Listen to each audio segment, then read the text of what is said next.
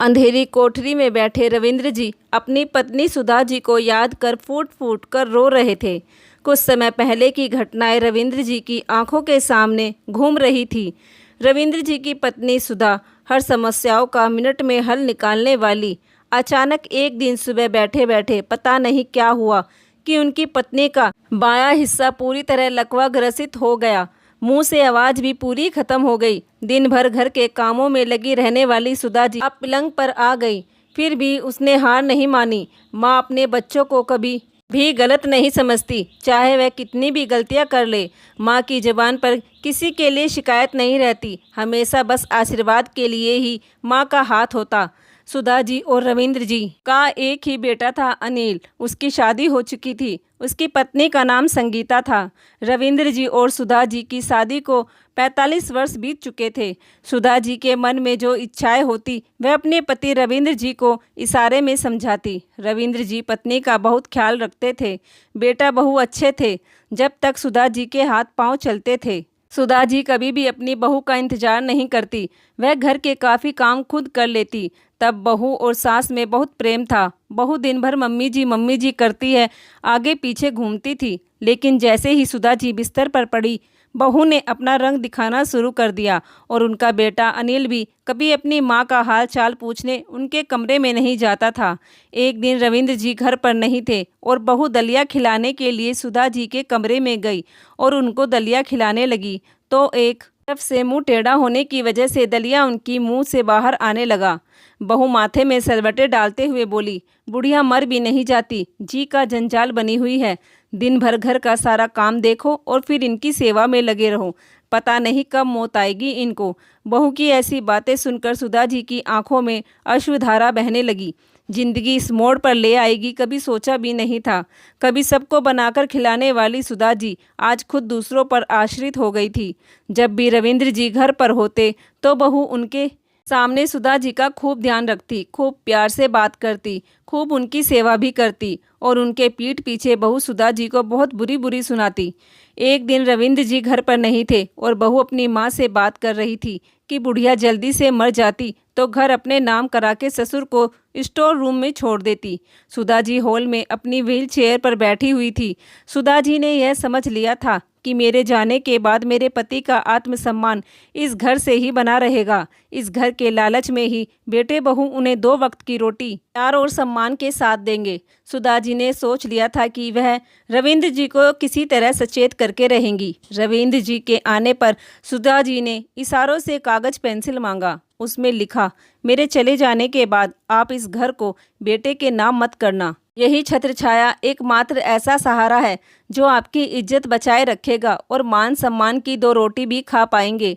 लिखकर सुधा जी ने कागज रविंद्र जी की तरफ बढ़ा दिया।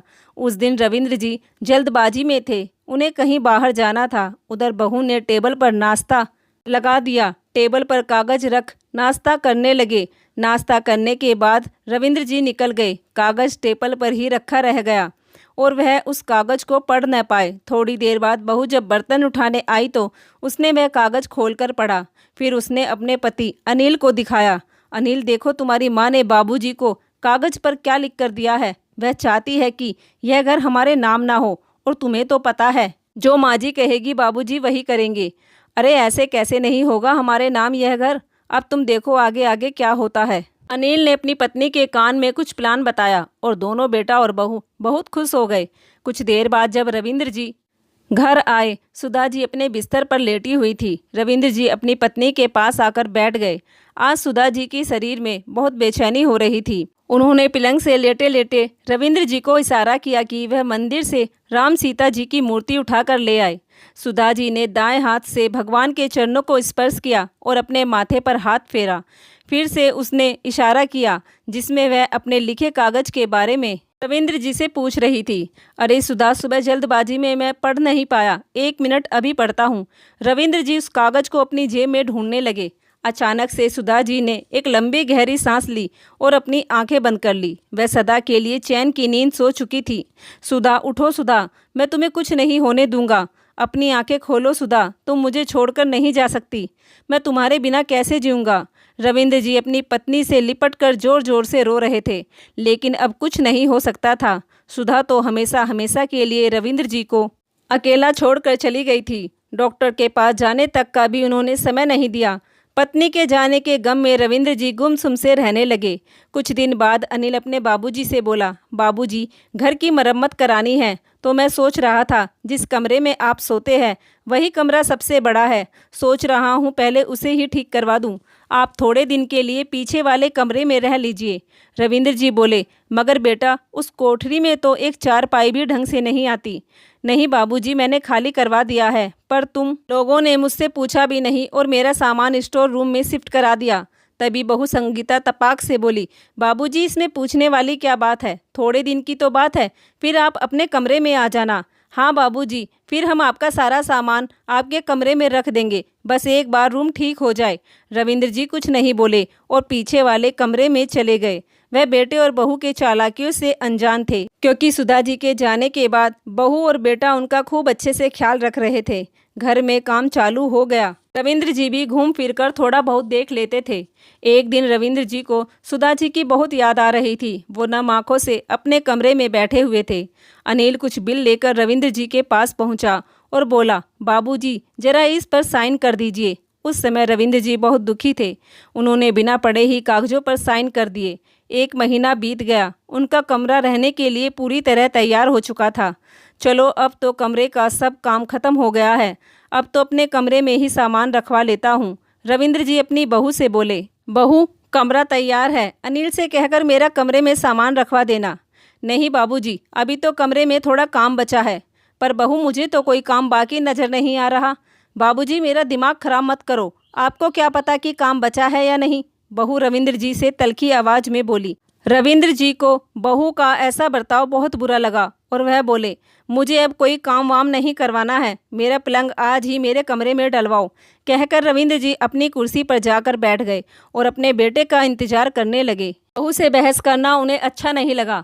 शाम हो गई लेकिन अभी तक चाय पानी का नामो निशान नहीं। रविंद्र जी के सर में दर्द होने लगा। आज पत्नी के जाने के बाद पहली बार उनका अपमान हुआ था। वह तो बहू को अपनी बेटी जैसा समझते हैं। थोड़ी देर बाद अनिल घर आया और सीधा अपने कमरे में चला गया। अनिल, तुम्हारे बाबूजी अपने कमरे में आने के लिए बोल रहे थे। अरे, उनके बोलने से क्या होता है, अब जैसा हम चाहेंगे वैसा ही होगा। बाबूजी उसी कोठरी में रहेंगे। अनिल अपनी पत्नी से मुस्कुराते हुए बोला, मुझे पता था बाबूजी इतनी आसानी से इस घर को हमारे नाम नहीं करते। हाँ अनिल, अगर माँ जी वाला पत्र बाबूजी के हाथ लग जाता तो यह घर हमारे नाम कभी नहीं होता। अरे, माँ जी ने तो स्पष्ट रूप से लिख दिया था कि इस घर को बाबूजी हमारे नाम ना करे, पर हमने भी कच्ची गोलियां नहीं खाई है। कहते हुए बेटा और बहू दोनों जोर जोर से हंसने लगे। बेटे से बात करने रविंद्र जी उसके कमरे में अंदर जा ही रहे थे कि यह सब बातें सुनकर उनके पैरों तले जमीन खिसक गई। रविंद्र जी गुस्से में कमरे में गए और बेटे के मुंह पर एक जोरदार थप्पड़ रखते हुए बोले, बेशरम, अपने ही बाप के साथ इतना बड़ा धोखा। यह सब करने से पहले तुझे बिल्कुल भी शर्म नहीं आई? इसमें शर्म कैसी बाबूजी, आज ना कल यह घर तो हमारे नाम ही होना था। और वैसे भी आप क्यों चिंता करते हो? आपके लिए पीछे वाला कमरा तैयार है। इतने बड़े कमरे की आपको क्या ज़रूरत है? एक पलंग चाहिए आपको, चाहे इस कमरे में डाल दिया जाए या पीछे वाले कमरे में। अगर रहना है तो रहो, वरना इस घर से आप जा सकते हो। अब इस घर पर आपका कोई अधिकार नहीं है। कहते हुए अनिल ने रविंद्र जी को अपने कमरे से बाहर कर दिया। इस बात से रविंद्र जी को बहुत बड़ा धक्का लगा। वह घर से कुछ ही दूरी पर एक पार्क में जाकर बैठ गए। उन्हें परेशान देखकर उनके मित्र आलोक जी ने जब परेशानी का कारण पूछा तो रविंद्र जी ने बेटे और बहू की हरकतों के बारे में बताया तो वह भी सुनकर हैरान रह गए। मेरे ही घर पर आज मेरा हक नहीं रहा। मेरे ही बेटे ने मेरे साथ इतना बड़ा विश्वासघात किया। मेरी पत्नी ठीक कहती थी, यह स्वार्थी दुनिया है, यहाँ बेटा बहू कोई किसी का नहीं होता। अरे, वह तो मुझे बताना भी चाहती थी, लेकिन मैं ही उसके दिए पत्र को पढ़ ना पाया। रविंद्र, तेरे बेटे ने तेरे साथ इतना बड़ा धोखा किया, तुझे इसके खिलाफ कार्रवाई करनी होगी। जो तेरे बेटे ने तेरे साथ किया वह सरासर गलत है। तुझे इसके लिए आवाज़ उठानी होगी। तू अपने आप को अकेला मत समझ, मैं तेरे साथ हूँ। अपने मित्र की बातें सुनकर उन्हें थोड़ी तसल्ली हुई। अब उन्होंने भी यह ठान लिया था कि जो बेटे और बहू ने मेरे साथ किया है मैं भी उनको सबक सिखाकर रहूँगा। शाम को बेटा और बहू डाइनिंग टेबल पर बैठे खाना खा रहे थे। रविंद्र जी अभी तक घर नहीं आए थे। ना ही बेटे ने अपनी पत्नी से पिता के बारे में पूछा। काफ़ी देर हो गई, रात के 10 बज गए, लेकिन रविंद्र जी अभी तक भी घर नहीं पहुँचे। अनिल की पत्नी बोली, रात के 10 बज रहे हैं, अभी तक भी तुम्हारे बाबूजी घर में आकर नहीं बढ़े। पूरा पूरा दिन बाहर घूमते रहते हैं। एक बार फ़ोन करके पूछो घर आना है या नहीं, वरना मैं बाहर से ताला लगा रही हूँ। रात काफ़ी हो गई है। अनिल ने अपने बाबूजी को फ़ोन लगाया। रविंद्र जी के फ़ोन उठाते ही अनिल ने अपने बाबूजी को सुनानी चालू कर दी। बाबूजी, यह कौन सा तरीका है इस समय बाहर रहने का? रहना है घर में तो ढंग से रहो, वरना कहीं फुटपाथ पर अपना इंतजाम कर लो। उधर से रविंद्र जी बोले, बेटा मैं थाने में बैठा हूँ, अब इंतजाम तो तुम दोनों अपना कर लो, क्योंकि 2 दिन के अंदर अंदर अगर तुमने यह घर मेरे नाम नहीं किया तो मैं सीधा पुलिस को लेकर ही घर पहुँचूंगा। उससे पहले मैं घर आने वाला नहीं हूँ। यह कहकर रविंद्र जी ने फ़ोन काट दिया। रविंद्र जी की बात सुनकर अनिल के चेहरे की हवाइयाँ उड़ गई। अरे अनिल, तुम इतना क्यों घबरा रहे हो? पूरे चेहरे पर इतना पसीना, क्या हुआ? अनिल की पत्नी ने उसके कंधे पर हाथ रखते हुए पूछा। अरे संगीता, बाबूजी ने जो कहा है उसे तुम सुनोगी तो तुम्हारे भी पसीने छूट जाएंगे।